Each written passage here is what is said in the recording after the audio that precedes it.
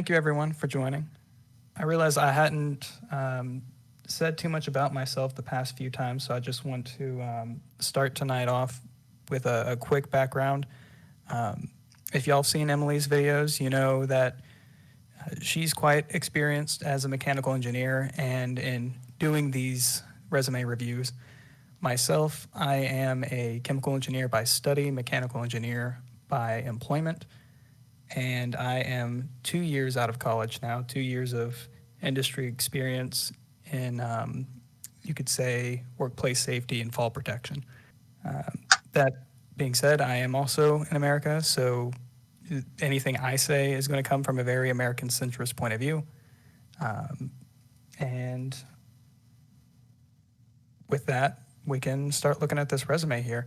We got one emailed to us from Vin, who I understand cannot make it here tonight, but will be watching the video. So, hello from the past. Looking over this, right off the bat, I see it looks pretty full. I'm not going to introduce myself as Bob the Builder, but thank you. The margins, I don't think are bad. They're tightened up a little bit, but they're somewhat equally spaced. Overall, formatting-wise, what do y'all think? Um, with this much experience, I would have the experience above projects, and I would have education down on the bottom as well. You would rather really highlight the experience, and there's not a lot. I mean, that's what, 5 years of experience, seven years of experience, and it's only a third of the page. I would try to really highlight more of the experience. Okay. Now, I do normally agree with having education towards the bottom, but with 2 master's degrees or one in the works, I think it could be worth highlighting that you have that additional education, especially up front and center, to keep that in your mind as you're reading over the experience. Because, like you said, it's looking a little on the light side right now, but perhaps going for higher education at the same time kind of makes up for that. What are your thoughts? I disagree with this much education. I think that it really should be going on the bottom. It's just there's so much other things you can showcase. And if you're trying to showcase, stuff that you're doing while going to school, then one of these projects could be, part of their education program, and they could highlight that. But yeah, I think that at this level of experience, you should be highlighting your experience, because that's what companies are really looking for at the end of the day, is how much work experience you have. Okay. I will agree that it should I probably go before the projects. Sorry, was I gonna was say coming I agree with Jade's sentiment that the experience should be given more emphasis. I guess it's sort of it is like the last thing, but I don't know that it's necessarily that important to have the education in either spot, in my opinion.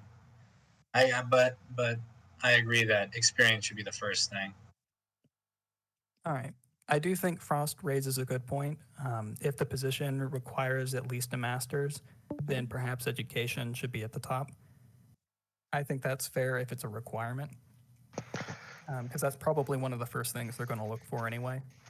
I disagree. I mean, if it's a requirement, then it's just a checkbox, and they can just look to the education section and see if it's there. If they're just doing that kind of requirement check. Fair enough. Can I chime in? Yes, of course. please. Okay, so their experience is heavy mechanical, except for the small research position which they started this year, and they want to switch to comp sci. So I think it makes sense that the experience is down at the bottom. But however, this is, I think, the order kind of we can't see until we actually read the bullet points and see what's more important. But in terms of formatting in general, is the objective part more bold than the other ones? I feel like even on my end, mine is thicker for sure. The skills is missing a colon. I all saw of the that other too. ones have colons. Yeah. The top masters has a long dash, and the other 2 degrees have hyphens.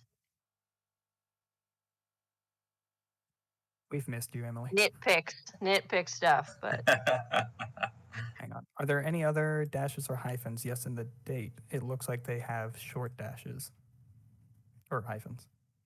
yeah. And I also don't love the not random, but the bolding for importance in the bullet points. I know that some people like it, but I'm personally not a fan of the bolding for importance in bullet points. What do you guys think about that?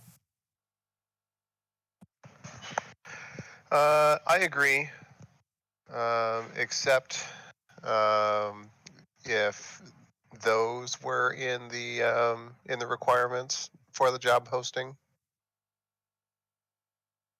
because those kind of specific sort of skills are harder to pick out than having a education section to see if they have a master's degree.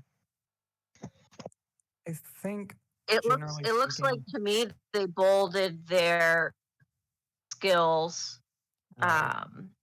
when they use it in their bullet. I think I would be fine with the words being bolded, arguably at least, if there wasn't also a skill section. I guess it's good to see where those skills come into play, and as sort of a spot check to see like if they have experience tied to everything they have in their skills. But They I don't know. also Yeah. uh, the bolding of enter GD&T and FEA may not necessarily be relevant for their comp sci leaning path that they want to do. That's true. Like, I Yeah. don't know if those things are necessarily important. I think this might work if it were tailored to a job posting. If it specifically required experience with Python, then having that in bold, I don't think is as arguable. But in this case, I do agree, especially with what you said, where GD&T and FEA probably aren't going to tie in with the jobs that they're looking for. Also, I've never been a fan of objective statements. Objective is to get I was money. gonna Yeah, I was I gonna agree. comment that this should either be reworded or removed entirely because it doesn't add anything. All that information is innate in the resume. Well, I Yeah. actually like the objective in this case because that is a pretty significant career switch, I think. And laying that out straight and setting the expectation that, hey, my experience is going to be mostly leaning towards mechanical engineering, I think that's a good thing to kind of set up there. And it also lets a recruiter know, or anyone who's reading your resume know, that you're not just throwing a resume out into a job opening that you happen to see. You're looking for a career in that field. Yeah, that's a good Hi, point. can I clarify that? That's my resume. Oh, hello. Hi, sorry, gone late. Yeah, no worries, no Um, worries. Yeah, because before I did not put my objective there, but I feel like I only get call for interviews for mechanical. But since I try to switch career, I don't have much call from or any at all from the tech industry, so I just kind of put there to let them know. Yeah, and like I was saying, I think that's fair if you're trying to switch industries like that, or even just clarify that you're trying to be in a particular industry. I kind of like seeing the objective statement there, and I have heard of there being recruiters and hiring managers who, regardless of whether or not you're making a career switch, even if you're graduating from college in the upcoming semester, some of them really like seeing objective statements. Some of them hate that they see it. Some of them love it. So I'm not suggesting it one way or the other, but I'm just trying to say that it's not, there doesn't seem to be a consensus as far as I know. And I think this is good justification.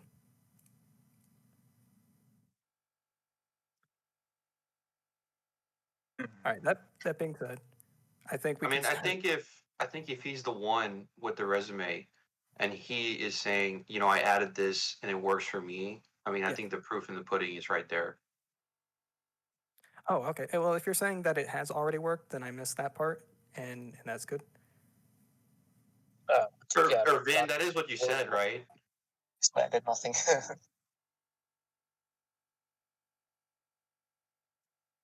That's fine. I like it. I'm not going to mark it off. Someone else can mark it up if they really hate it.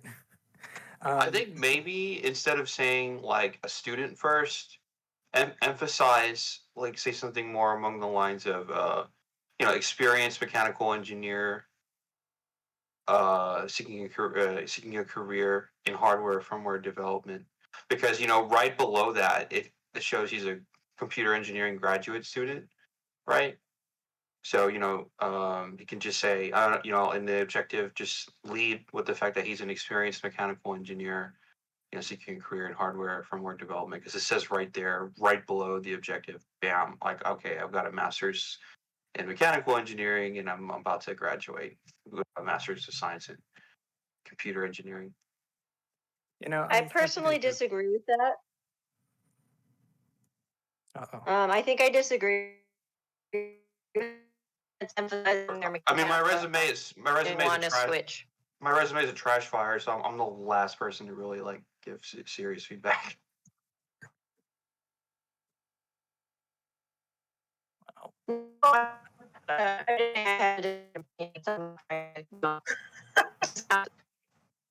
I'm really sorry, Emily.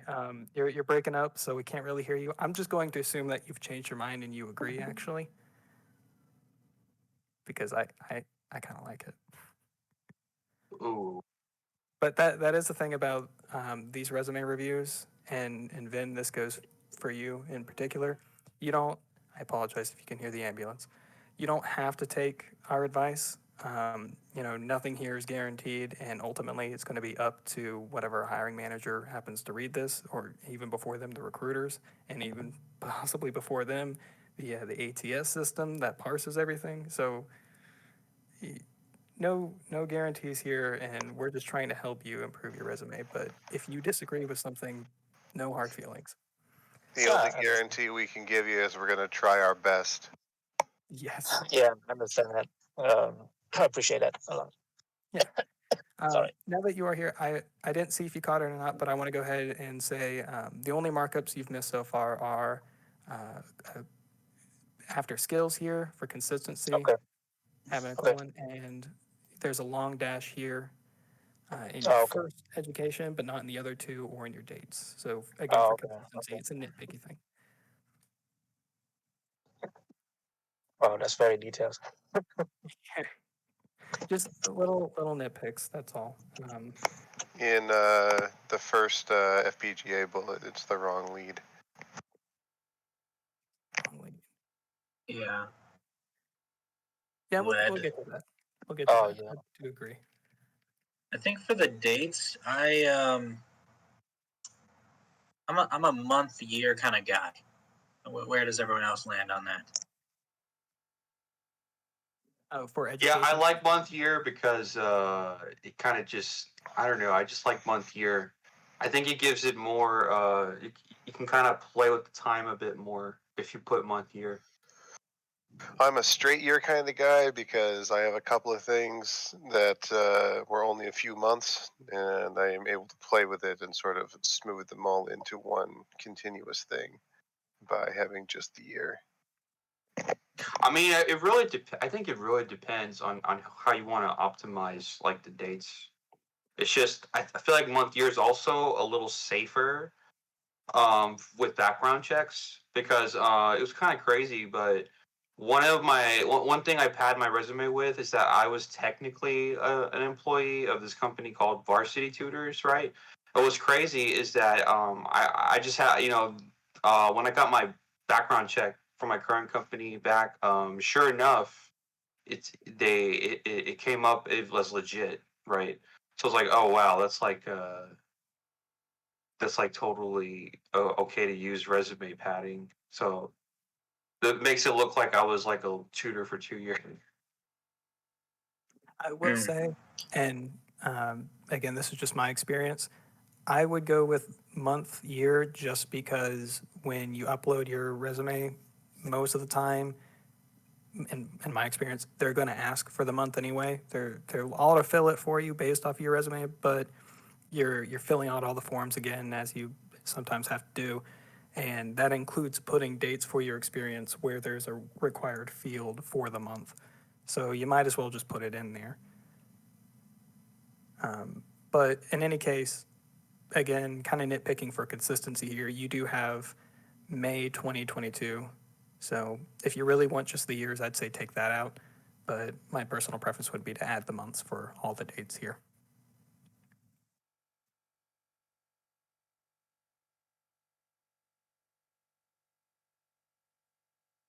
I'll put that there as a reminder, and we'll add it in when we get back to the bottom. So someone was suggesting moving education to the bottom.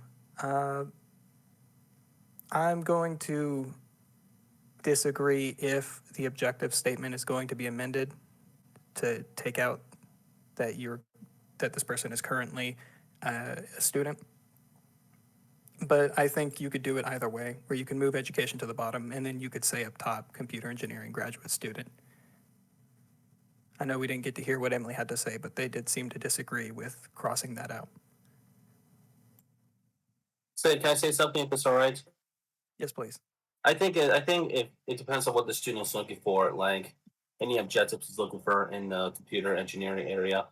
Like if he's looking in that area, then I would do the education first and then the skills and projects before getting into the experience. Like I know his experience is mostly mechanical, but some of these could be transferable to whatever he's looking for.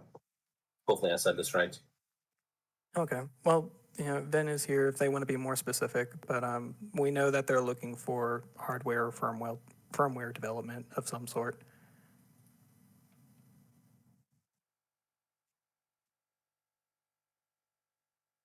All right. Any big contentions before moving on? Do you guys think skills is where it should be? I mean, it's just this guy has really good experience. I'm not sure why. I mean, I just want to know what you guys think. Do you guys think experience, wherever projects and experience and education is, do you guys maybe think that the experience should be above skills? I don't know. I'm glad you brought that up. I do think the skills should be moved to the bottom, especially since it seems like most of them are talked about within the experience and within the projects. And in the spirit of listing things in terms of relevancy, I think seeing the experience include the skills is much better than just listing out the skills. And so a skills section is a nice summary. I'm not against having that on a resume, but I do think that it should come after the experience and projects. Yeah, because like I don't know how viable it is. I'll probably get clowned on it, but like for me, I explicitly put my skills at the very bottom, and I even title it skills slash keywords. And of course, I try to put as many of the keywords that keywords slash skills in the job in the experience slash education experience description as possible. But yeah, I mean, I don't know. It's just this is experience is really good stuff. So I was thinking it might be above the skills, but anyways.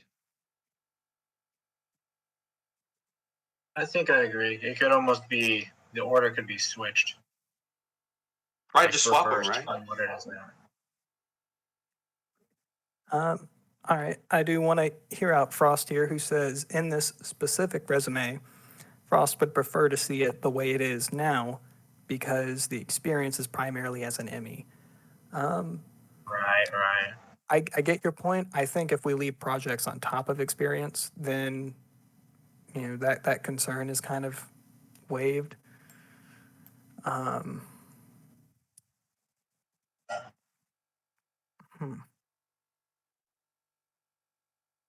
don't know. I think that's a good point, Frost. Yeah, that's a good point. I agree. In general, I would say move the skills down. I think here I'm still going to say that personally. But I think like it's kind of crazy because normally I'd always recommend experience before projects, but given the fact that he's trying to pivot and that the projects are actually quality, so it seems like if someone looks at the projects and wants to talk about it, it seems like this guy can really actually describe what happened in these projects. So I actually do agree with having the projects still above experience, but I have to say I kind of feel like skills maybe should be below experience. But I really think it's probably up to Vid though, Loki. as is everything here. All right, then. Let's get into the project, shall we? Yes, someone mentioned lead is in here. I think to keep it in past tense, it should be led. You say that you led a team to build a number memory game on FPGA using Verilog while learning about digital design and VHDL. My question would be, in what way did you use VHDL or any other aspects of digital design in this project? Because the way I'm reading it, it's saying, hey, I did this thing while learning about, whatever else, but it doesn't tell me how it's incorporated. Does that make sense to anyone?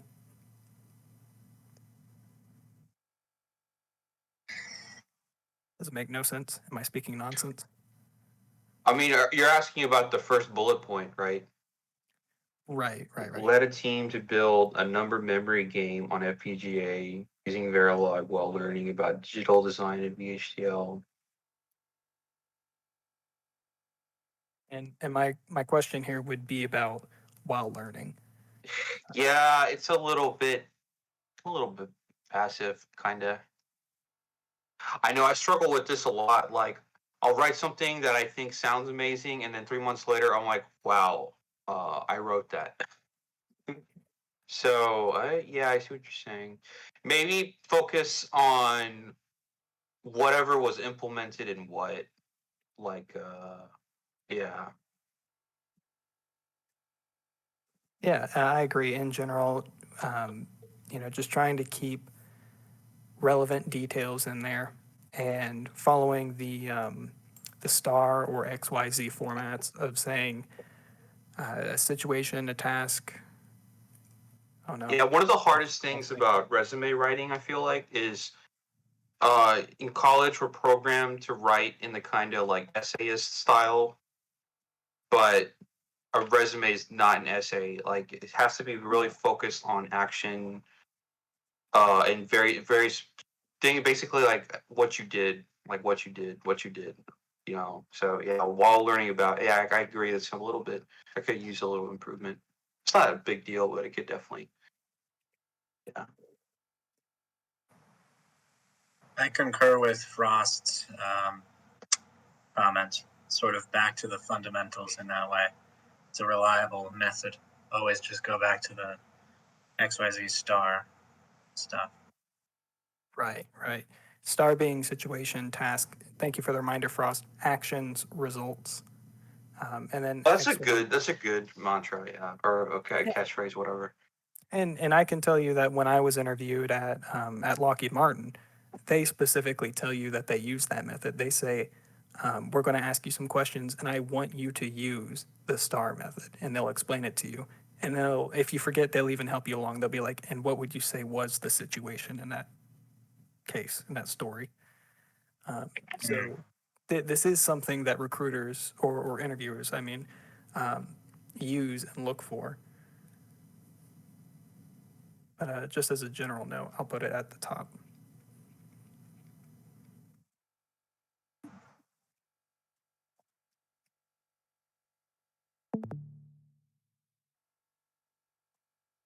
And then we have worked together with teammates to finalize system architect. I'm pretty sure that's supposed to be architecture. Divided workloads to design sequential and combinational logic modules with finite state machine, RAM LFSR random number generator, FIFO, etc. First in, first out. FIFO. FIFO. I'm not smart enough to know what this really means, but I am pretty sure that's supposed to be architecture. I think I don't like the wording "worked together with teammates too." I feel like that whole section should be taken out, and then something more explicitly stating the thing that they did, because presumably everyone works together with teammates, right? Or you know what I mean? Yeah, aside from, maybe trying to apply star a bit more, and that goes for my resume too. I've definitely, like, it's the first time I heard about star. I'm definitely gonna put that lens under my resume. But I think one thing I think a kind of meta pattern I'm kind of observing here is that really the point of the project is to bait someone interested into bringing it up, and then you get to show off your technical skills because of the bait, so to speak. So I know it sounds maybe a little arrogant, perhaps, but it kind of sounds like the descriptions are almost too nice. Like he's trying to make sure, like, he makes sure he's not saying anything like wrong, but it's like, no, just be proud of the project. Say what was buzzwordy and cool about it, and get someone to say, "Hey, did you do the thing?" And you're like, "I totally did the thing." So basic, yeah. So I know what you mean though. It's like, if you're working on, if it's a project, it's kind of understated. It's understood that that it's a group project. Yeah, and I think to build off of that, Frost raises a good point. He says none of the bullets are telling me if the project worked. Yes, they did something, but did it work? And I agree with that. I'm not really seeing results in here. I don't see anything that's measurable. Which, from what I see, I don't know how you would measure whatever's happening here, other than it worked, it didn't work, but Yeah, I in have a any question. case, some results would be good. Yes. How do I say that? Do I just say work? I mean, I'm not sure how to phrase it. Well, you say here that in the second bullet point, instead of leaving it at that you worked on, or leaving it at finalizing a system, say what your goals were. If you had any specific task that needed to be achieved for this architecture, then you can say we successfully performed that task. Again, I'm honestly not smart enough to know what exactly is happening here, but just in a more general sense, those are the sort of things you could say. Okay.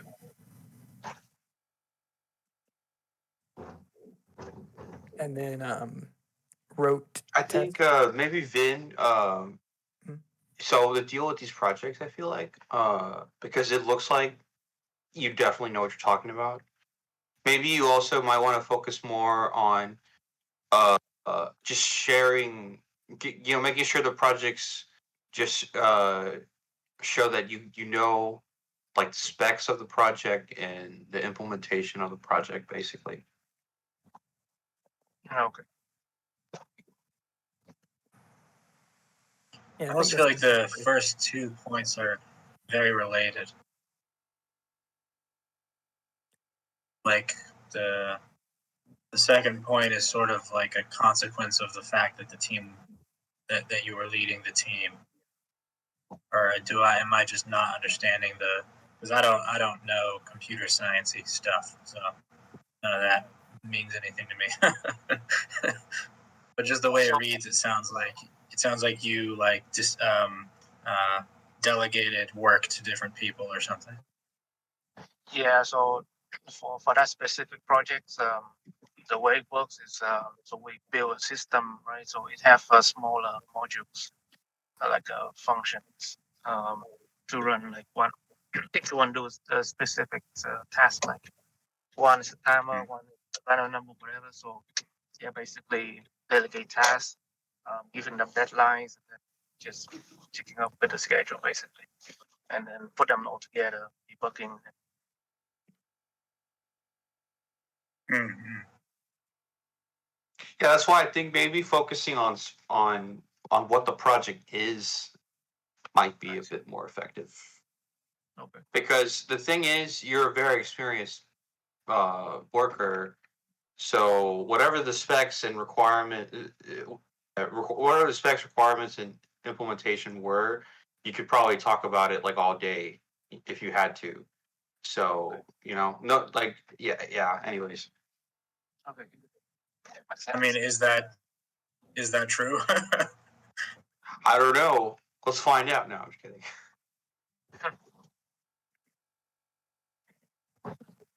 All right. Yeah, and then the last bullet point, just so that I've read out loud, is you wrote a test bench and simulated the inputs and outputs in Model Sim for verification before synthesis. I would assume that it was verified and it worked. But if you have any sort of measurement of accuracy, that's probably the best thing you could put on there. Or even just a simple saying, yeah, it worked is fine. I think you have space here to phrase that a little bit better and say that it was successfully verified instead of just saying that you did it for verification. And then we can move on to the Bluetooth controlled robot, where it says here you applied embedded system design knowledge to build a Bluetooth controlled robot with real-time OS implementation. Let's see, I think this sort of thing, saying that you built a Bluetooth controlled robot, is kind of implied in that it's under a Bluetooth controlled robot title. But also, I don't really know what you mean by saying you applied knowledge. I think you could use a more specific verb here and kind of say, in what way did you apply that knowledge? For example, below I see you program something, you utilize the software. Those are the sort of verbs that are much stronger to lead with. Yeah, like, oh, never mind.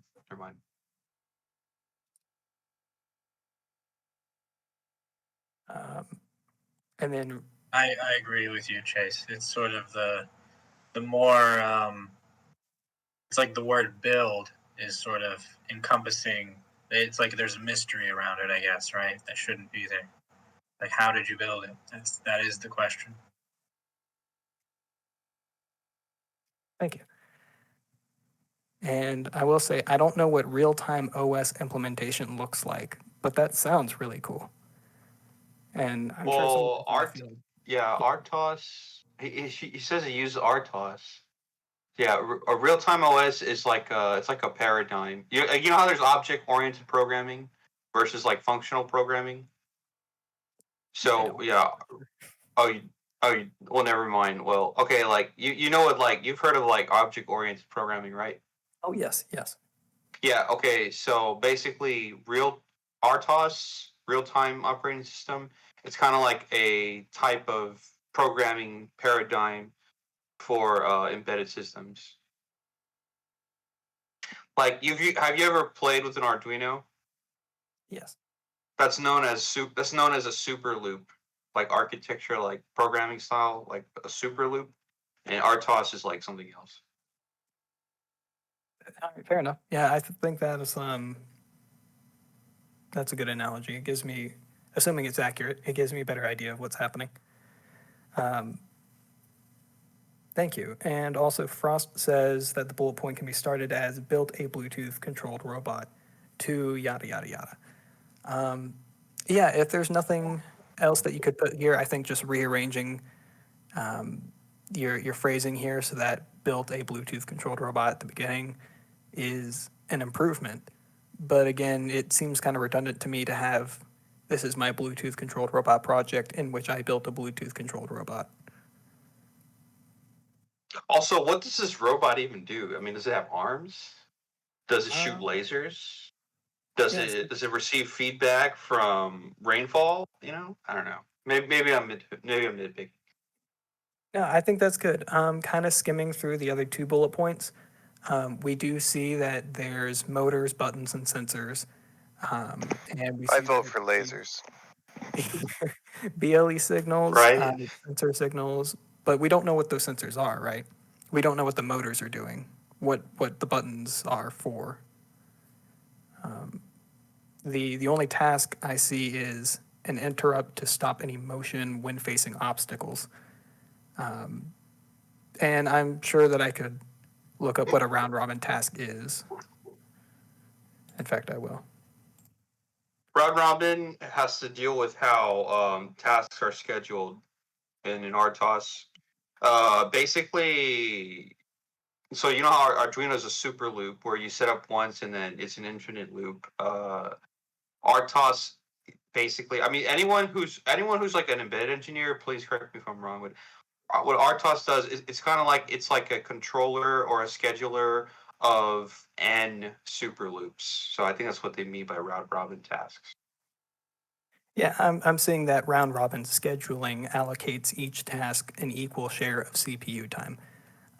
Yeah, Which is nice. basically. So then when it says round robin here, that's not really saying what the robot is doing. And that's something that I think should be included here. That's an interesting and important aspect of what the project is. For all I know, this could be a lump of motors and sensors just sitting on a desk. And anytime it detects light, it moves a motor. And that's literally the extent of what it does. I don't know. Frost says it's basically real-time processing of whatever the sensors detect. I'd assume it's like a robot with IR and PIR motion sensors. Thank you, Frost. And Vin, you were about to say something. Oh no, you say it makes sense. Yeah, it should be more specific on what it does. All right, thank you. And I will underline these and say be more specific. Yeah.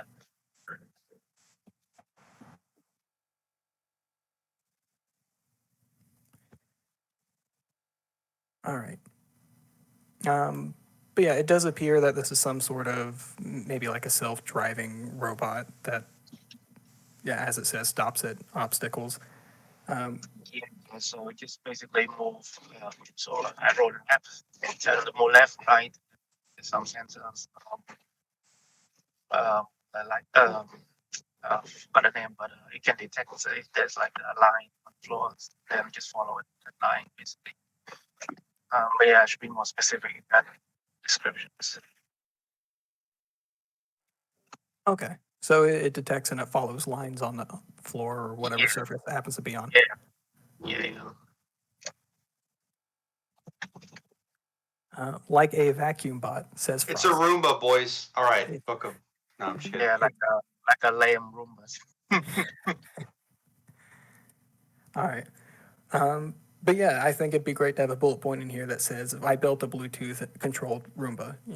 Just a little more details to what is being done. And again, going back to the previous project, giving a little more detail as to how that worked out for you. Was it able to follow the paths? Was there, if it deviated, can you tell us that it had 90% accuracy or only deviated 10% of the time? Some metric like that is nice to see if you can provide it.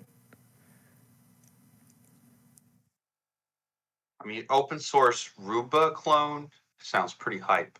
No, I'm just playing.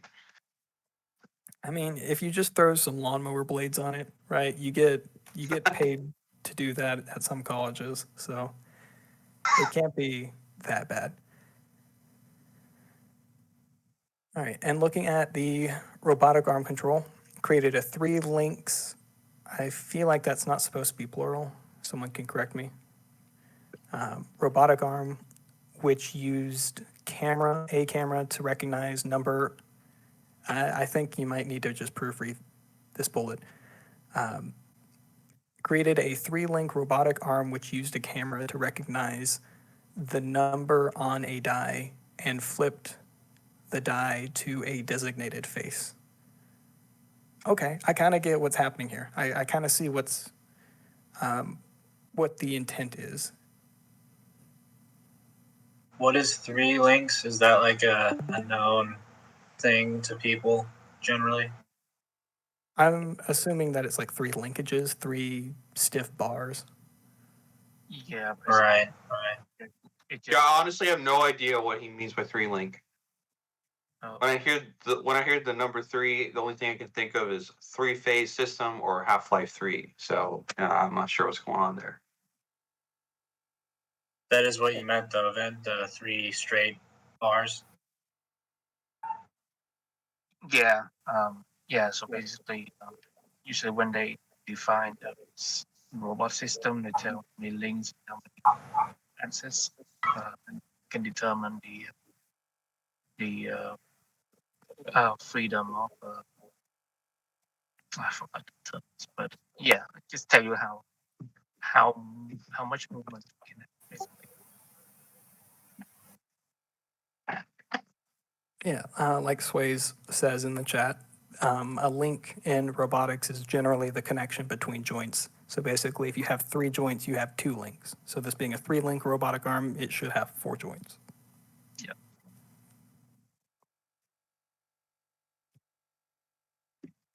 All right.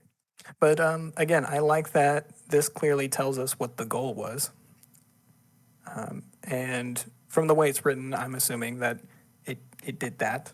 But I'd be interested to know what if the designated face was determined by some other factor, or if it was a simple, always make sure that the number 1 is pointed up, you know. That's not really important. That's just me being curious, I suppose. And you programmed an Arduino board to move each axis with servo motors and read potentiometers as sensors for movement. See, I think the as sensors isn't necessary because potentiometers is kind of understood to be a type of sensor. But I think this could be rephrased as well. Does anyone want to chime in and kind of suggest what might read better? Oh, Vin is hopping off. Thank you for hopping by, even if it was just for a little bit. It's nice to have a little interaction with you. And we hope you enjoy the rest of your evening or day or wherever you are. You might be able to work in the word encoder. Like, I know you're just, rephrasing sensor, but encoder is more of a sexy verb. Sure. I would suggest taking out potentiometer if you're going to put in encoder, but that could be an alternative.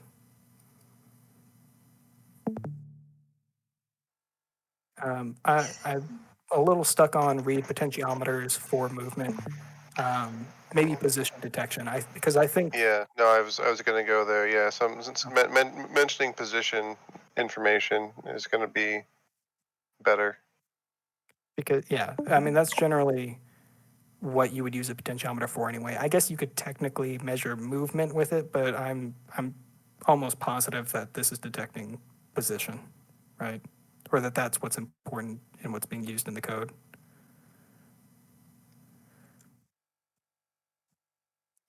And then applied MATLAB to process captured image or images, I presume, and identified the face by calculating centroids and orientation of the dots. Yeah, Sway's applied MATLAB. I do agree that that could be phrased better. You could just say you did all this in MATLAB, or you could say, could you say program Process MATLAB? capture image. Yeah, Sorry. theoretical. Yeah, no problem.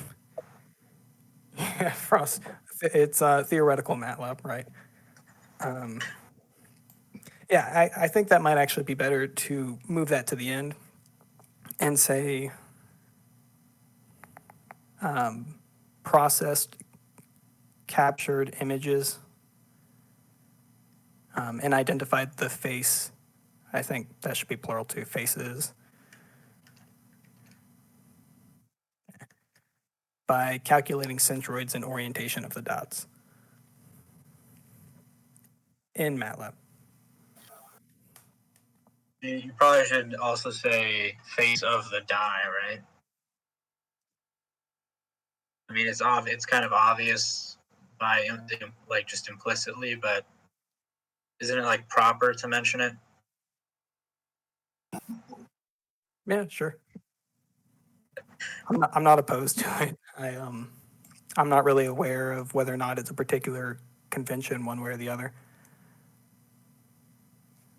So what I'll do is cross that out in lowercase.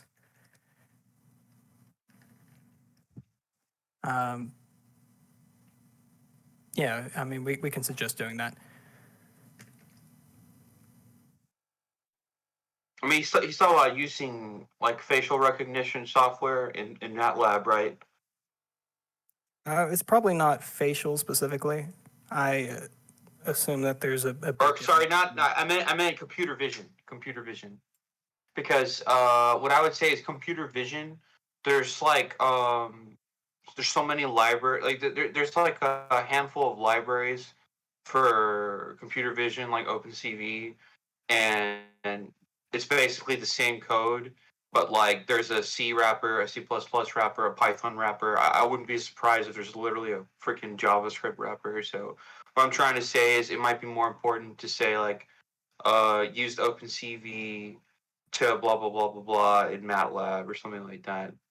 Because basically the thing about software is it's more important what was implemented, and then like what libraries were used is kind of like not quite as important. Yeah, I think that makes sense. So where do you? Well, is that a specific thing that they would have to have used the open? Sorry, whatever you said. I don't know. I have no idea. Like I'm just saying that. I think in this bullet point it might be better to focus on like what was implemented, what was done, and then just say, oh, by the way, we did it in X, or X is some language / library. Oh yeah, that's a good point from Swayze.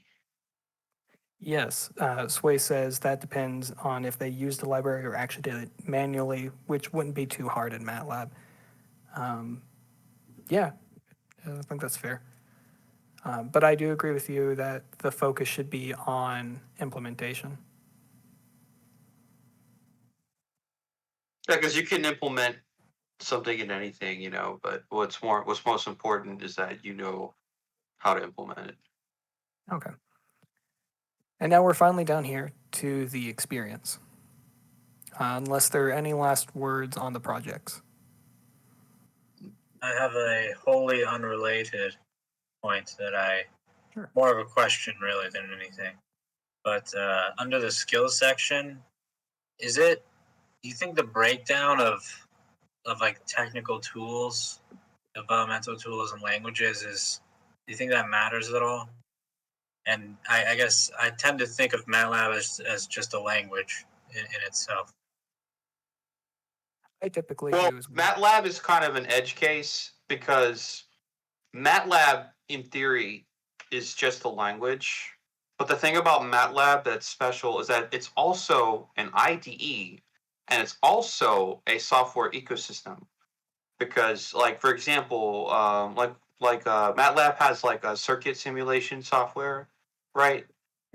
So MATLAB is kind of an interesting one. But that's a very good point. What Grayson brought up is a very good point. Well, would that be MATLAB or would that be Simulink? And then if I'm sorry, yeah, Simulink. Yeah, I would say thank you for saying that. No, MATLAB is I would say that's the language. Simulink is the tool. Yeah, absolutely. Yeah, Simulink is what it's called. Thank you. Okay. I was thinking that Vin might be able to get some more space by basically just removing the technical tools section, throwing ANSYS with development tools, throwing MATLAB with languages, and then maybe spacing out the bullet points so it's not so compact. I mean, I'd actually like to see more like skills / keyword sections of other people's resumes because I'm interested in knowing what the best way to handle the open problem of, okay, how do I have a human readable normal resume but also have a skills / keyword section that's just disgustingly full of buzzwords for the stupid the automated systems. I mean, I think it's kind of, at this point it's kind of an open problem. So yeah. Are you in computer science? Out of curiosity. Me? No. Yeah. Well, I'm technically a power electronics engineer. Although I do want to get into firmware or software development. I'm basically a power electronics engineer that's also a computer science fanboy. Hmm. Although I do write Python at my job for automation when I have time to.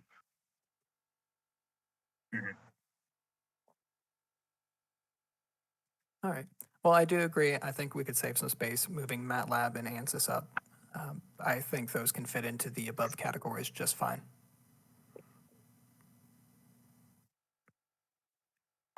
All right.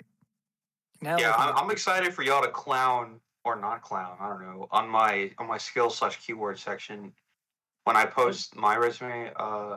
you can Because you I can- really want to know how people handle that problem. Yeah. Anyone here watching the video, they're always welcome to hop on the Discord in the resume review channel and just throw it up there. And it won't be live like this. It'll just be whoever happens to look at it and be interested in giving feedback will do so at their own time. I mean, I want mine roasted in Yeah, real if you time. want yours roasted, you gotta email it to us, right?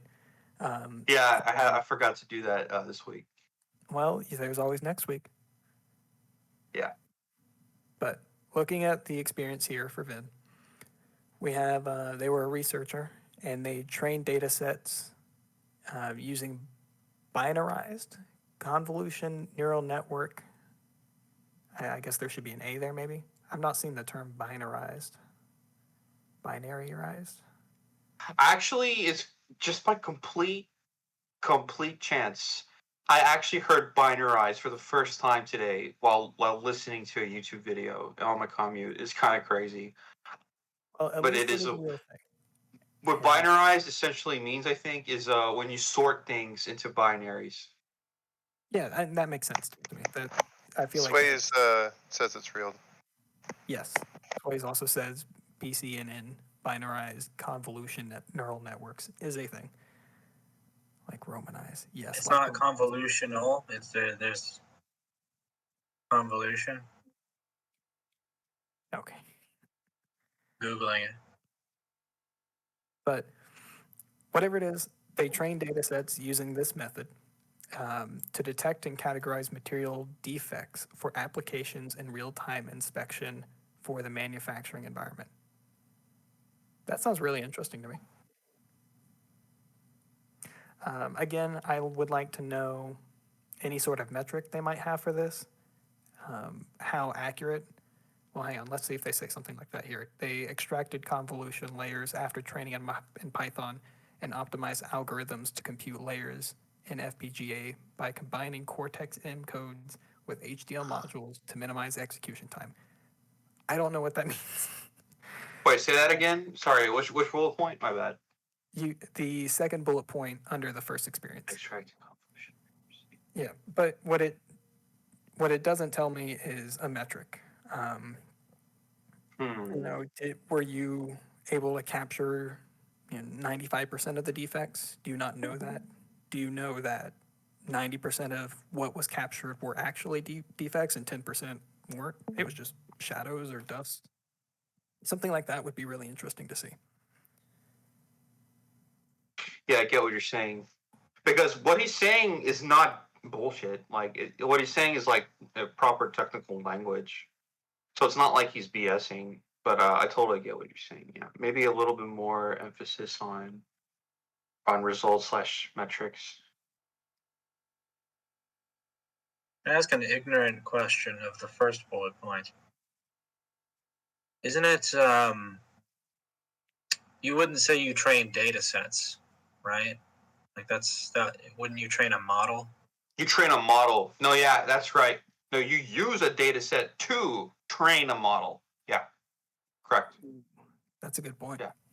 Good, very excellent point. Yeah, is this a mechanical resume or mechatronics? It's Yeah, everything. It's everything. According to the objective statement, this is an experienced mechanical engineer who's looking to get into hardware and firmware development. Yeah, So it seems like he's always had an interest in the hardware, software side of things, right?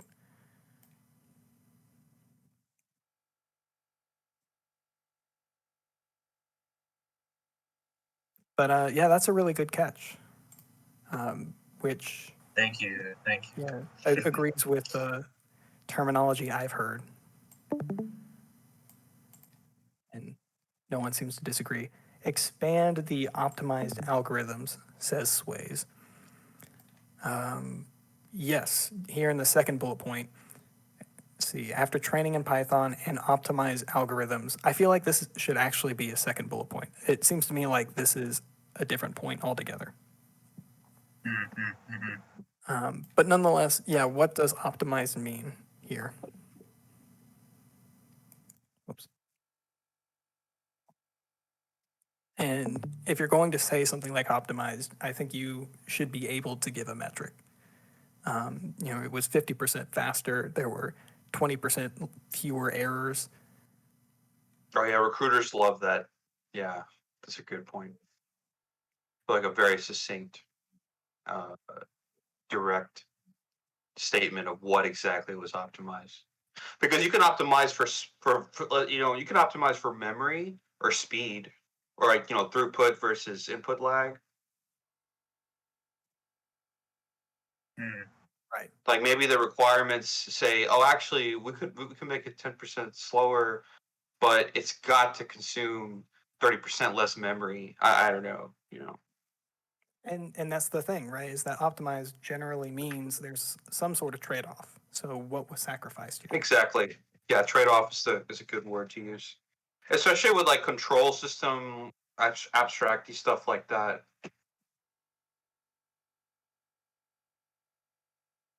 All right. So yeah, I was saying I feel like that's breaking off into a separate point altogether. And if I'm not mistaken, then that would mean that extracted convolution layers after training in Python could be its own bullet point, in which case I don't think that's a very strong bullet point. Do y'all think it would I be think better? it could, but it could. No, you're absolutely right, because the kind of stuff. Okay, because this whole system, whatever you do in Python, it's a little bit kind of far away in what's done in FPGA in terms of abstraction. So yeah, I actually absolutely agree with turning extracted convolution layers after training in Python into its own bullet and expanding on that, and then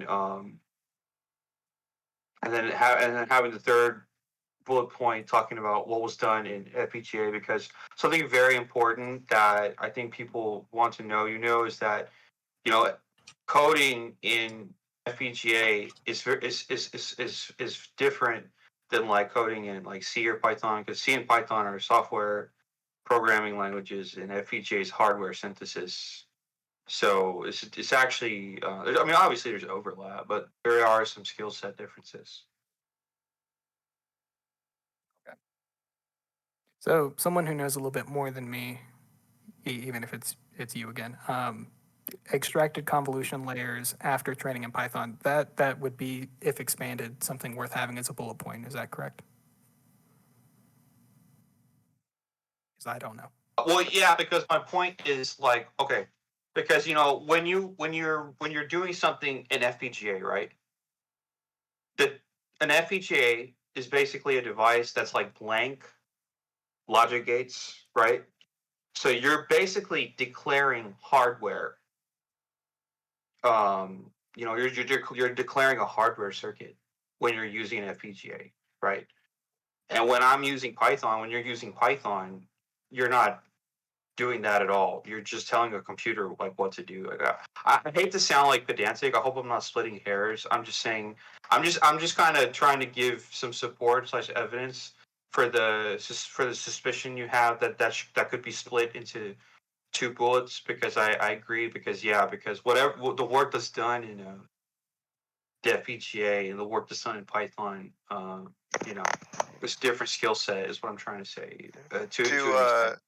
To bring the comments from the chat into light here, though, FPGA itself is a technology, not a programming language. There are several proprietary languages that are used to program FPGAs, but FPGA itself is not a language. Yeah, it's like saying microcontroller is a language. Yeah, it's a platform. Basically, it's hardware. It's hardware. Right. And I don't, to my eyes, it's not saying anything. It's not implying that FPGA is a language here. Oh no, definitely not. No. No, there was just some confusion in the chat that I wanted to sort of clarify. Thank you.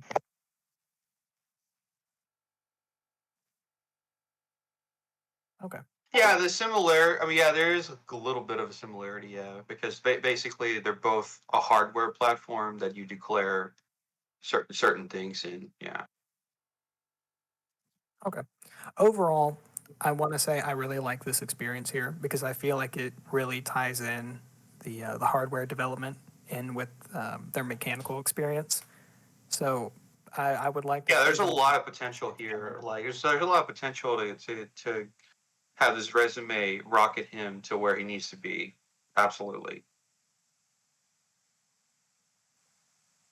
Yeah. I just want to see more details. That's all. All right. And then company 2, as a mechanical engineer, implemented sustaining engineering projects by proposing design updates to existing drilling equipment. Real quick, sustaining engineering projects, is that sustainability, do you think? Performing root cause analysis of failures and monitoring the effectiveness of improvements to the product's life, life and efficiency. My understanding of sustaining engineering is within the context of the semiconductor industry, where it's like sustaining a process, Okay. and they're called sustaining engineers. Okay. Then I suppose that could be the context or a similar context here. See, they proposed design updates. If that involved writing a proposal, I think it should be phrased as such, because being able to write a proposal, as I understand it, is a very important skill. Or Do you think by sustaining he meant sustainable? that's what I thought at first, but now I'm not certain, to be honest. I have no idea. Let's see. So, kind of in the bucket of having results, if there was a written proposal, I'd like to see that. Sustaining engineering is like ongoing maintenance of existing programs. So you have like development, and then once it's developed and it's a full product, but it's not an end of life, you are in product sustainment. And that's when you come out with patches and upgrades and reworks to keep it viable as it goes down its lifetime. Okay. And I think that ties in really well with the second half of the bullet point here, or the rest of it really, where they say that they're proposing design updates to existing drilling equipment. Root cause analysis of failure, I can see how that's important in the context of sustaining engineering and monitoring the effectiveness of improvements, in particular with regards to the product's life and efficiency. I think this is a really good thing that they've done. It's just, again, I would like to see metrics or a clear result. Do y'all agree? Disagree? I think a good kind of tool to use here is maybe he could look it over again, but with star clearly in mind. Like he really like maybe we just need to tell him, okay, try to here's like find some good examples of star with Google or whatever, right? And say look at your resume and try to apply this principle, and yeah. Okay. Yeah, and again, I'll- there's star and there's also XYZ, which is, did X using Y as measured in Z. And I think star is great for interviews personally, while XYZ reads resumes. That's just my opinion. And did I cut someone off? No, I was muted just gonna myself because I have this loud blue mechanical keyboard. So I was like, oh wait, let me mute myself because I bet you They would probably make noise. I was saying a thing. I was gonna say I wasn't listening to some part of that. And I apologize. So this might be redundant, but just the wording of that bullet point, I agree that it has good like meat, but the wording of it is very confusing to me. I read through it a few times, and then after like the third time, I was like, wait a second, it's actually quite confusing to me reading it. Because it's like implemented sustaining engineering projects. Okay, that's a thing. And then but then how do you implement a project by proposing a design? I guess it's like they're two completely different, unrelated things, you know? Yeah, I think you could almost take off the whole front end of this, right? You could instead say propose designs, or even better, wrote proposals for designs, updating existing drilling equipment, performed root cause analyses of failures, and monitored the effectiveness of yada, yada, yada. Yeah, I think you could lose the whole front part of that, honestly. But at the same time, someone who better knows what sustaining engineering is than I do might see that and say, ooh, nice buzzword. But in either case, I don't think implemented is a strong verb.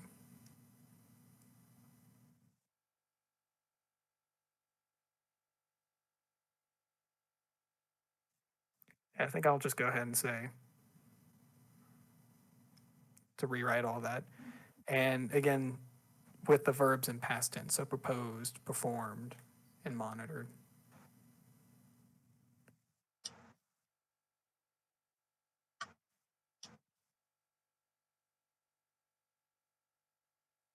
And then next we have minimized production delays, which is always fantastic, by resolving technical issues from non-conformity report from manufacturing and vendors.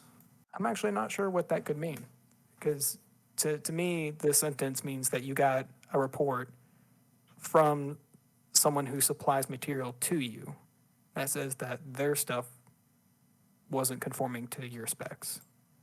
And then somehow you resolve that issue. But I think that's me misreading it. I think what exactly the issue is could be explained here. And more importantly, I think we should talk more about how you did that and what was the resolution. I really want to know that. All right, y'all are talking about keyboards. What do y'all think about the bullet point? I'm so sorry. It's just that I'm a little tired also. Okay, one more time. Which bullet point we're talking about again? Sorry. No, it's fine. I'm not calling out you specifically. No, I know, fam. It's just which one? The first one of company 3, right? No, second one of company 2. Okay, lead qualification test of new product, including test fixture design, on-site supports, and documenting results. So you're saying what's wrong with it? I'm saying, most importantly, I want to know what that resolution was. I want to know what Vin did here. But second to that is, I don't really understand what this second half means. Because I read that as saying that they received a report from suppliers. So, but that doesn't, I don't see how that makes sense. Because if I have an issue with my supplier, I don't tell them how to fix their stuff. Well, I don't tell them anything, but purchasing and my company tells Just them. for the sake of clarity, you're referring to the second bullet point, correct? Not the third bullet point of company 2. Right. Yeah, yeah, he's talking about the second one because I think I heard third one, and then I read the third one aloud, and then he's like, "Let's talk about resolving." I'm like, "Okay, got it." I'm sorry. Yeah. No, you're fine. I misheard you. Or just wasn't paying attention. Yeah, the second one, minimize production delays, which is a strong start. I really like seeing that. Again, if you can have a metric to it, even better. But then from there, it kind of drops off. By resolving technical issues, how were they resolved?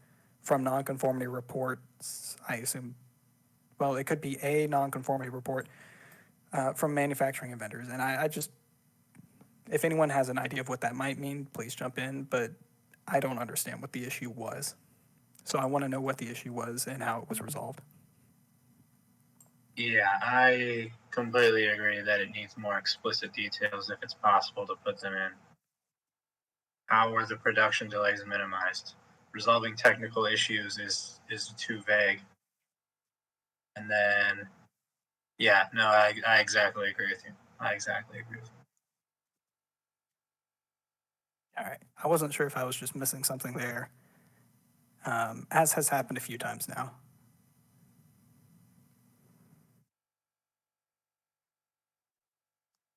Let me see if I can make my handwriting slightly less legible for later. And then lead qualification test of new product. Hang on, wait, something's happening in the chat. Oh, no, he's FPGA. saying that he rose a good point that, we're saying, oh, he's trying to pivot, but he kind of low key already pivoted. You know what I'm saying? So, yeah, I mean, I No. totally agree that he should shamelessly, uh, boost his company one experience. It's just a minor. It's a very, Saying very that- minor point. Are you saying that the experiences he has already align somewhat with a firmware position, and he should really emphasize the experiences? I would say if you can do something in FPGA like what he's talking about, yeah, because the firmware engineer I work with, he does stuff in microcontroller and FPGA. And basically, a lot of times in a lot of projects, what the FPGA does is you have op amps with feedback, and they're fed to the FPGA because the FPGA can read feedback extremely fast because it's hardware.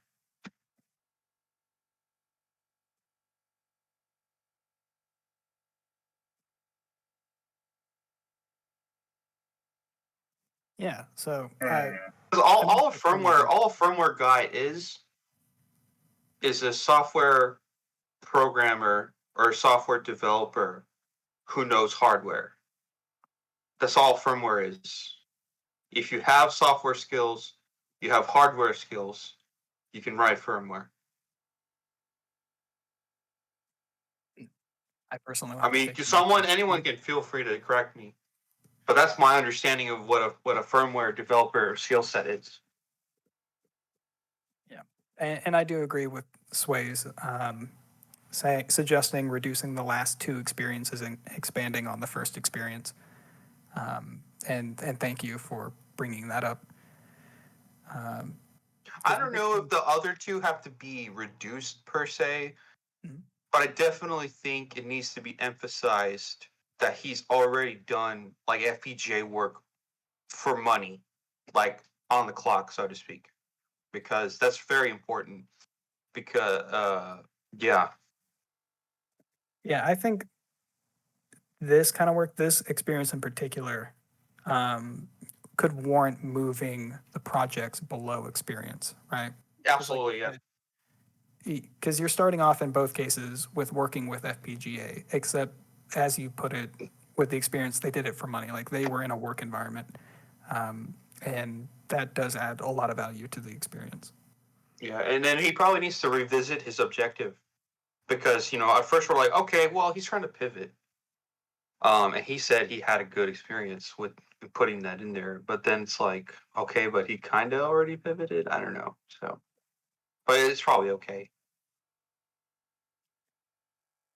I'm not sure I follow. What's the pivot?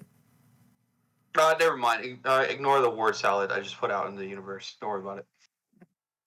Okay. I think when he says pivot, he means like the most recent role is already FPGA focused. Oh, I see.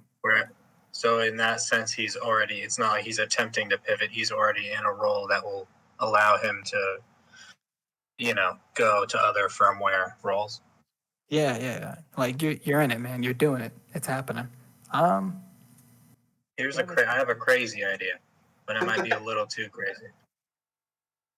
What if you name the sections like relevant software experience, relevant work experience, or something? Well, you'd have to phrase it a little differently, but basically, I know what you mean. I could take the first experience from what is called Company One, and put that at the top of where the projects are, and then have the other experiences. Like, it kind of like fills in the resume, right? Because you look at it, if he removed those last two engineering experiences, then it's kind of like, well, what did you do for 4 years in between your, like, you know, it just fills in the time gaps pretty well, having those two work experiences on there. But then you could have the first work experience, the most recent work experience, grouped together with the other software / related sort of firmware stuff, you know? I think I'm actually going to disagree, just because I don't really like the idea of mixing project experience with work experience. I think theoretically, I no, I see where he's coming from. Theoretically, like for example, I know this is like kind of silly, but I recently, very recently, I put my experience first and then my education, when for a very long time it wasn't the case. And I know this sounds silly, but in theory, I almost wish like my third job, which is a tutor job, would actually be cut in the sense that I would put my education and then my last job. But like you said, it just doesn't make sense because you know, why would you, you know, because it's just so non-standard. But I kind of get what Grayson's saying is trying to sort all the experience in terms of relevancy regardless of what it is. But I don't know, that's why I think it's just good to move the sections by sections instead of like, okay, well, let's do researcher and then Bluetooth robot, and you know, like, you know. I'll say this. It's sort of like if you remove those last two experiences, then it almost makes it almost completely removes the value of the 2 degrees he has in mechanical engineering. That's who. It almost just makes him like a prospective in the middle of graduate school student or something. Whereas I feel like he could leverage the fact that he's an engineer with multiple years of experience like that. If you remove those last 2 work experiences, then I mean, you can't really say that, right? Oh yeah, he's got to keep them in there. Yeah, it's extremely valuable experience. I would, the way I think of it is the goal ought to be to get rid of those two, right? Don't do it now because, especially with your one other experience being a researcher and technically not an engineer role, like I said, it adds a lot here to say I've had engineering positions. But I think the goal should be to get rid of those. In terms of where Vin seems to want to go in their career, they don't hold as much value, and I think any job that's going to come next is going to be more valuable than either of those. So that's what I mean when I say the goal should be to get rid of them.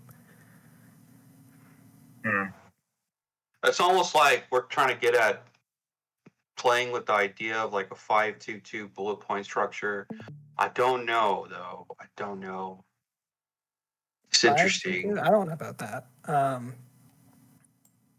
Because how are we going to shorten the last two and expand on the first one without more bullet points? I mean, you can have the same amount of bullet points and just clean up the phrasing a little bit. We're also operating under the assumption that it can be expanded because he did get the role in some month of 2021. He might not have enough time under his belt that might just be what he's got, you know. That's true. But in the future, I guess the point is still the same. Yeah, but I don't think there's anything inherently wrong with having, if it ends up being 5 bullet points and then 2 and 2. I agree that looks pretty lopsided, but given the goal here, I think that's fine. It keeps the experience, but shows that they're trying to push away from mechanical engineering. And then very briefly, just going over this last experience, provided technical engineering expertise to develop and test subsea production system across various stages of product life cycles, product development, project execution, testing, and aftermarket supports. Second, third, fourth, fifth verse, same as the first. More details would be good, in particular results or some sort of metrics.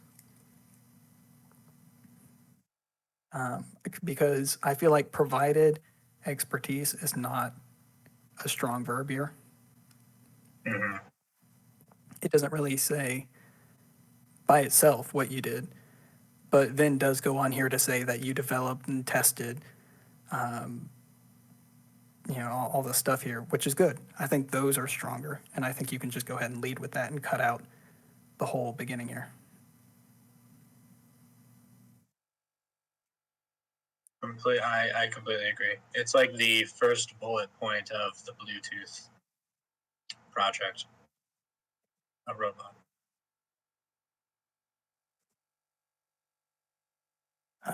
Sways seems to think that the first bullet point seems like a waste in its entirety, I suppose. Perhaps. I think if it could be rephrased to include more details about about what was developed and how it was tested, I think this can work fine. The first bullet point sounded like a consulting role, says Frost. Yeah, provided expertise does sound very consulty to me. But if Vin was actually involved in the developing and testing, again, I think that's what should be focused on here. So if your first job I was, mean, it's okay if it was consulty. You Yeah, know, yeah. before I became a design engineer in my current job, I was temp. You know, Oh, but I yeah, mean, just focus on yeah, what yeah, you did. like, that's great. Sorry.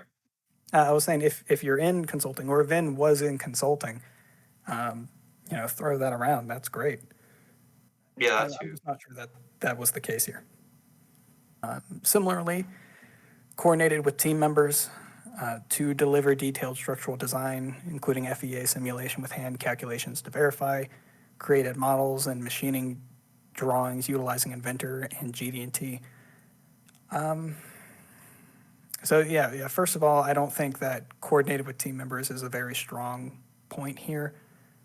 If N could be more specific as to what they did in here, I think that would be excellent.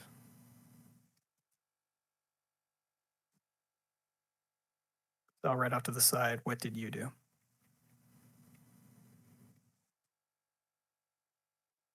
With emphasis on you.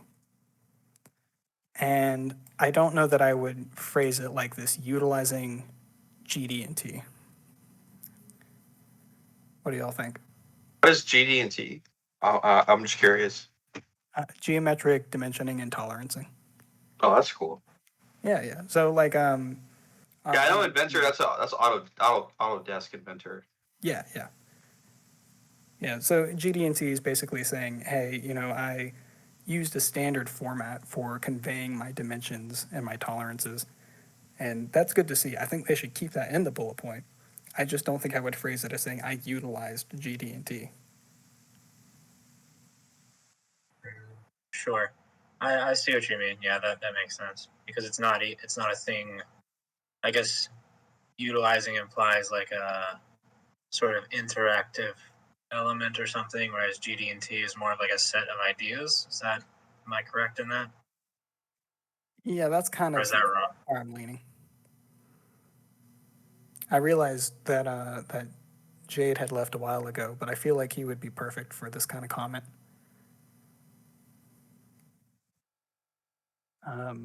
Sway said, with a design engineer title, it's a given that you went through a design process. You would hope so. But I don't know about that. Yeah.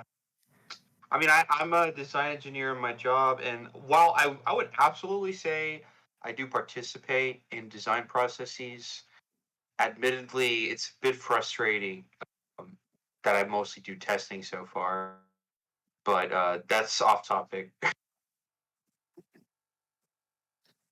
Let's see. I don't really know what to do here, I'll be honest, because I'm not sure I have a suggestion for how to better phrase utilizing Inventor and GD&T.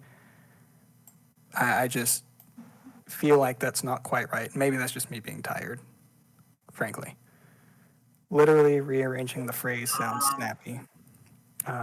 Ilthorn says deliver detailed structural design, including FEA simulation with hand calculations by coordinating with a team of X number of engineers. Sounds much better using the exact same information. I agree, because I think you're leading with stronger verbs there.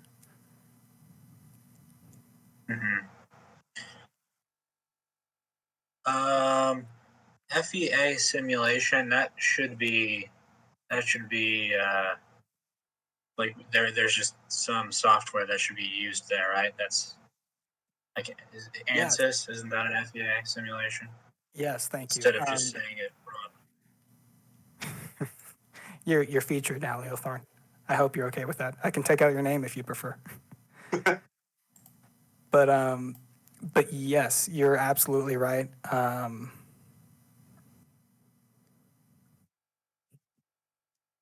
Because I don't think Inventor has FEA built in. But admittedly, I've not used it. I could understand the sort of the reasoning behind wanting to phrase it as FEA simulation instead, from the standpoint that a lot of job postings I've seen phrase it that way. They'll just ask for any experience with an FEA simulation software or something. Yes, I've seen that too, and sometimes they'll list a couple of things like ANSYS, and they're not strictly looking for a particular software. But I do still think it's good to say what you used, especially if it happens to fall in the list of software that might be in a job posting. Because if this was done in ANSYS, and I think they said, wasn't that one of their skills, is they used ANSYS. So if that's what they did here, I think they should say that because it's very common and a very popular tool in some industries. I don't know about hardware and firmware development.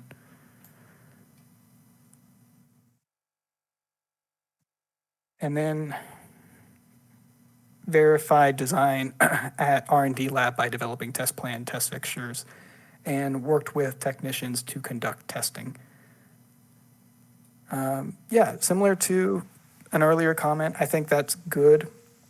I would just like to see it phrased a little bit differently to sort of clarify that the design was verified in a positive manner, like it worked.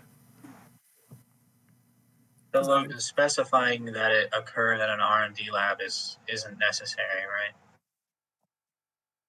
I mean, I'm proud that I'm an R&D worker. I actually like the third bullet, but I'm extremely biased because I work on an explicitly R&D team. I So do I'm think definitely it's good. biased. It's just Yeah. that another thing is there's R&D, there's validation, there's field service. I mean, I think going ahead and like humble bragging, it's R&D. I stand it, but I might be wrong. Yeah. Well, it might just be. Oh, sorry. Go ahead, Chase. Yeah, I was just saying I'm going to underline this in blue here because I think that's really good experience to show that you have written a test plan, that you've designed test fixtures. I think those are really good points to have here, and worked is okay. So I think it's good that those are in there, and I think they should stay.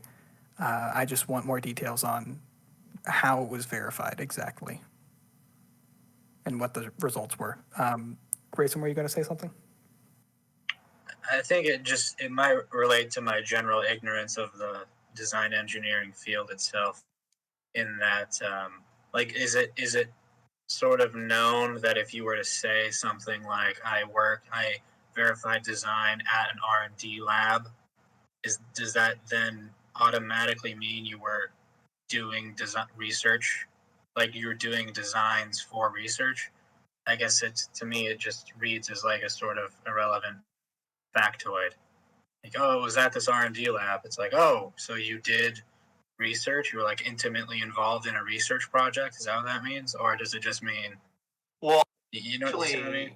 I have some actual experience to back up my answer to that.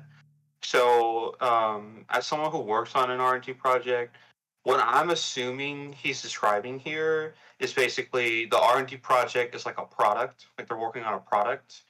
And not only do they work on the design, they also basically develop the testing spec, right? So basically, if the tester can't figure out exactly what to do, then it's up to R&D, at least at my company, to actually, yes, to develop the test plan. Sometimes they even build the test fixture sometimes, and to instruct the technicians on how to do the test. Like part of my job, like I do the test, right, and then I actually have to set up validation for the validation tech oftentimes. I mean, they do a lot of the wiring and stuff, but when it comes to like the firmware config and what exactly we're doing and mods like board revisions.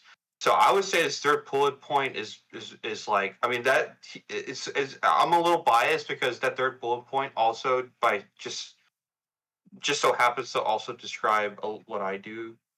So that's why I think it's actually a pretty apt description. Like, would you say that phrasing it as verified design at R&D lab is the way that it should be phrased based on your knowledge of the field? I think so. Should it be like, I think so because a lot of the testing, you know, first of all, there's the will it work, you know, or you know, kind of level of verification, and then there's the is it going to work well? Well, maybe what he wants to mention is verified design and specification. But I mean, I think it's phrased okay. But yeah, I would say at least at my company, to my experience, it's very common for the R&D team to basically also design / coordinate the testing. mhm. The Sways says designers will usually be in different buildings. Test directors and techs will be in the lab.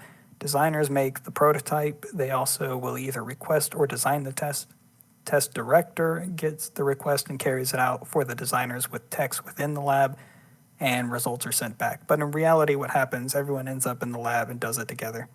That's exactly that's verbatim what. See, because like at my job, right, I was supposed to be just a validation tech, but the thing is, there was so much testing required, and so much of the testing eventually became highly contextualized that you can't just waterfall it every day. It's more like, okay, we have a test guy and he needs to know what the bleep's going on basically every week. So yeah, I like he says the points that Sway make in the with the dashes, that's what it's supposed to be in theory, but yeah, in reality, because things go wrong and things aren't always simple, that last point when he says, but in reality, what happens, everyone ends up at the lab, does it together. Yep. That's my experience at least. But again, that's anecdotal, you know. So Sure. But that's two anecdotes, though. right? Wait, are we on Reddit now? Oh, he said anecdote that also is my anecdote. Two anecdote can't be wrong. Return the monkey. Keep this up, it's going to become a statistic. Right? Okay, fair enough then. The wording is good then. All right, great. Are there any last thoughts about this, I guess? It seems like we've had a healthy amount of feedback for Vin here. Any afterthoughts? I had a question from the beginning that I never asked. I don't know what EIT is in the top. Engineering I don't know if training. that's that useful. Is that good? So if the company gives a crap about EIT status / the FE, yes, absolutely. Okay. Not all. Oh, also, actually, do you guys who have taken the FE? I mean, don't you guys think that there should be like a certification section at the very bottom saying, "Yes, I passed the FE. I know the FE is a thing. I'm an FE passer." I mean, what do you, or do you think just putting EIT is good? What do y'all, what's y'all's take on that? I just have Anything that. is I think that's my last name. I mean, part of my last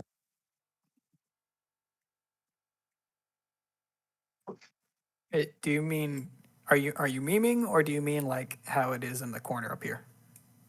I mean, no, I'm serious. I wasn't memeing. Okay. I'm sorry. I thought you meant like, oh yeah, I legally changed my last name to PE. It's like, okay. Oh no, I didn't say that. No, I think what he was saying is like, okay, because what I he's said. addressing Lil Grizzly. Not name. you. That was me that said last name PE. Sorry, guys. So, anyways, I think what I did with my resume was after my last name, I just did EIT instead of having a separate section for certifications. Okay, yeah, see, that's a good answer. Yeah, that's what I was trying to ask. Thank you, Low Grizzly. Sorry about that. No, you're fine. You're fine. You know, I had to tell. I have a coworker who has a PhD, right? And I told him, "Hey, you know you're a doctor, right?" He was like, "No," and I was like, "Jesus Christ, you got a PhD EE, and nobody freaking told you you're a doctor now." I said, "No, bro, you got to milk that. Make sure you put PhD by your name and say, yeah, my name's Dr. Xiao or whatever." I'm for it. Why would you not milk that after paying all that freaking money and all blood, sweat, and tears, right? And don't forget the time and research as well. Breach. You know, it's just cooler if you're humble about it. You know, you meet people and you're like, oh yeah, that old thing. Oh yeah, that's true. Yeah, I was kind of memeing, but that's actually true. Yeah, you should never really introduce yourself as like I'm Doctor This unless they like diss you or some shit like that, and even then. Oh really? Okay, well, Frost coming in hot with the. Putting PhD as a post nominal in your resume. I do agree with Okay, Frost. I think I agree with him. Yeah. Yeah, it shows up in your education. That's fine.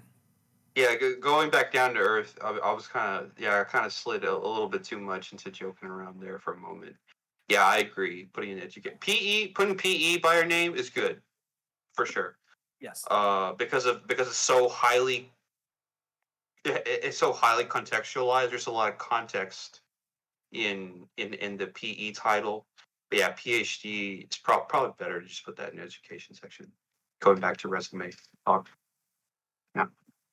All right. Well, if there are no other last afterthoughts or overall opinions about the resume, then I think we're good to wrap up here. And I want to thank Vin again for donating his suffering to tonight.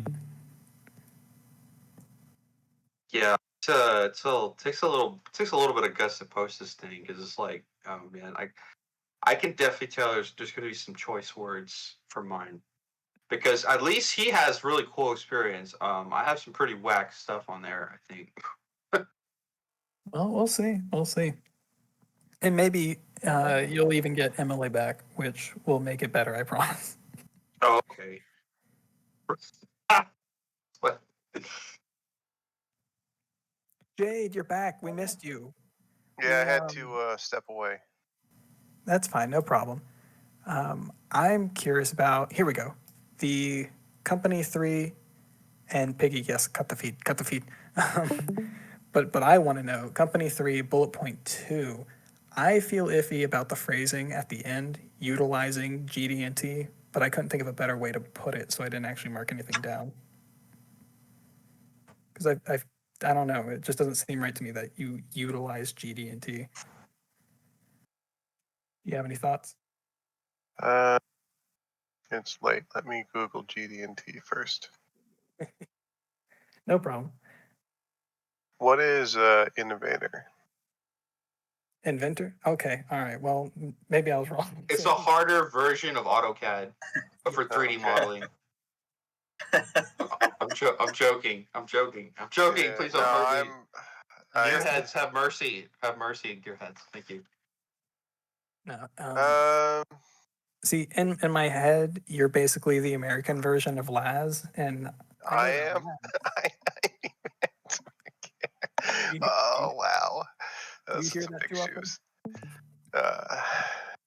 Yeah, no, I've been around the block, but I am a hard generalist that is basically a project manager. Let's see here. But yeah, GD&T just being like a fancy way of listing out your dimensions and your tolerances. And that's it. It looks like it's a standard. This is a mechanical thing. Why are you asking me this question? Because Mechanical guy. yeah, well, because I like to hear your voice. But when you say utilizing a standard, would you say I utilize ISO whatever? I mean, it doesn't sound right to me, but I might just be tired. I would only put that kind of thing in if it was like a core component of your job, like I forget, it's 1480.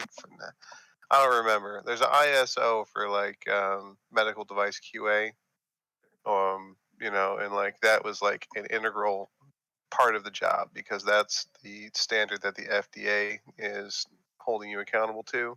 So like that is, I would definitely put that in there if I was going back to that world, which I don't recommend. It'll burn you up, eat you alive. But yeah, he just wants to say GD&T, which this is why I wanted to do more bullets in the expertise, right? So that you have more lines to talk about things.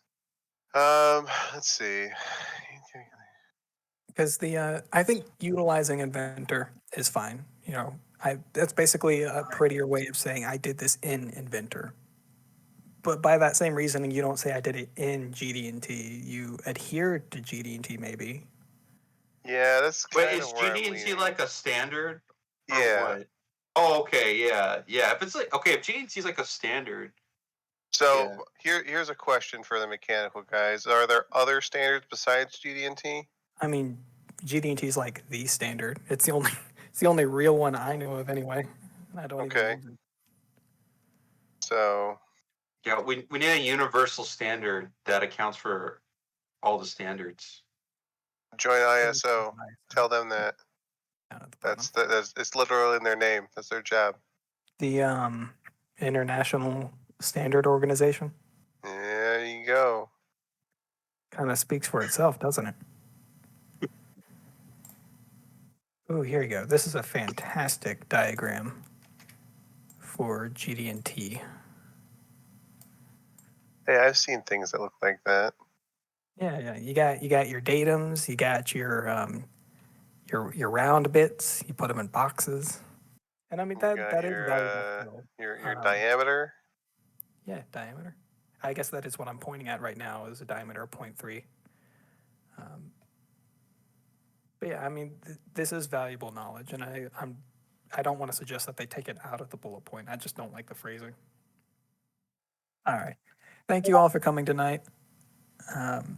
Don't forget, we do this every week at 9 o'clock p.m. Eastern or 6 o'clock Pacific or 8 o'clock Central, all in the U.S. because the internet is American, apparently.